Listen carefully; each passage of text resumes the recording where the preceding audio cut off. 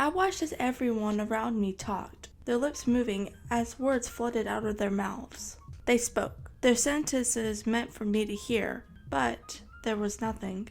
As if the words were on mute. Everything was completely silent. I hated it. I stretched my arms, rolling out of my bed. My digital clock displayed 8:45 on its screen. I changed into different clothes, changing into a hoodie and jeans. Skipping to the kitchen, I made breakfast for myself, washing up after I had finished. Once this was finished, boredom suddenly hit. There was not much I could do in my house, so why not go out for a bit then?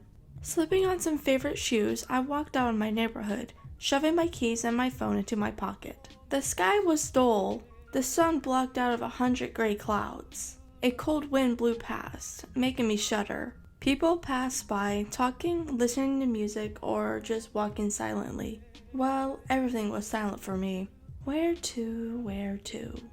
A small art supplies store at the edge of the block caught my eye. Why not? Minutes later, I exited the shop with a new notepad and micron pens.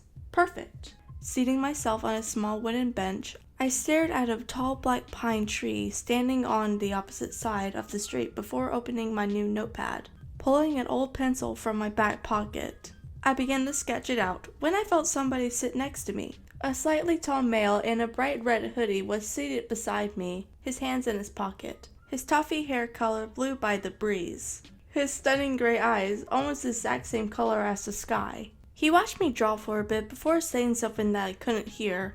I signed internally, sitting up and facing him. "I'm deaf," I signed, praying that he would understand. To my surprise, he nodded. "Really? I'm sorry, but that's a really good sketch you have there," he replied using sign language as well. I shrugged, smiling at him. "Thanks," I replied, shivering as another gust of wind hit me. The male looked down for a second before sighing. "I'll be right back," and he ran off. Well, okay then. I pulled my hoodie over my head, trying my best to ignore the icy breeze passing by. Soon the male returned, 2 takeaway coffee cups in his hand. He sat back down at the bench beside me, the wood cracking slightly under his weight. Not like I could hear it or anything, but I felt it. "I didn't know what you liked, so I got you a caramel latte, if that's alright." He handed one in his left hand over to me. I nodded thankfully, taking a sip of the hot beverage, the sweet taste filling me. I felt warmer after taking the first sip, or was that just because that man had his arms wrapped around my shoulder? Wait, what?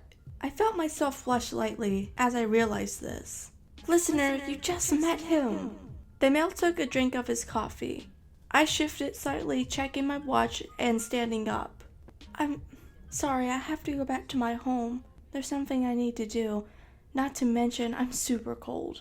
I smiled, the heat from the paper coffee cup burning my fingers ever so slightly. "Thanks again for all you've done."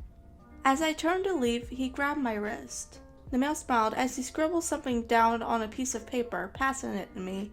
"Text me sometime, okay?" He signed. "I'll see you later." And with that, he walked down the pathway, the bright red hoodie of his slowly becoming nothing but a tiny dot. I looked down at the paper in my hand. Can't wait to talk to each other. Toward.